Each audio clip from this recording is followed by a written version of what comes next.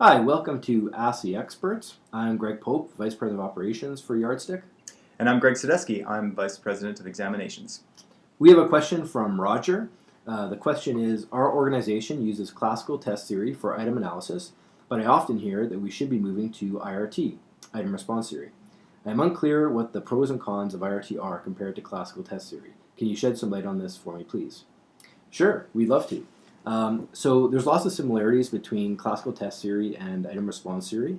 For example, the p-values in classical test theory are very similar to the b parameters in IRT. The discrimination statistics in classical test theory are very similar to the a parameters in item response theory, so there's high correlations between them.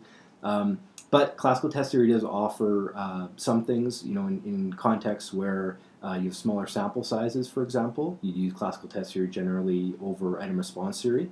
Also, classical test theory statistics are generally easier to explain. So explaining a p-value, for example, the proportion of people that get a question correct, is quite easy to explain. If a question has a p-value of 0.6, that means that 60% of candidates got the question right. It's a bit more challenging to explain a b parameter to people. Yeah, having said that, though, one of the advantages of IRT is that it's really helpful when doing test engineering. So, in particular, Greg was just talking about the b parameter, which is the index of difficulty in IRT, item response theory. And it's in IRT, the difficulty metric and the ability metric of the candidate are on the same scale.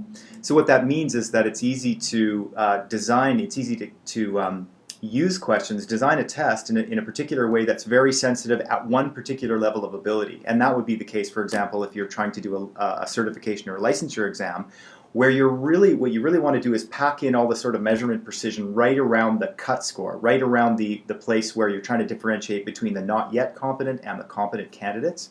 So in an IRT framework, you could do that very readily by just packing the test full of questions that are right at the level of ability, whose B parameter right at the level of ability that you want to distinguish the candidates at. So there are other challenges with IRT, I should say. One of the things that we hear often about IRT is that the metric's very difficult to interpret. So if a candidate gets a score, and let's say they do quite well, they get a theta value of 0.8, how do you explain to a candidate, hey, congratulations, you got 0.8? It's much different than saying, hey, you got 80% or 85% on your exam. Absolutely.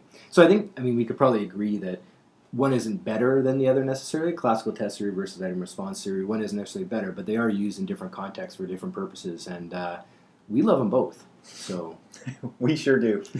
And that's the first installment here of Ask the Experts, Yardstick software.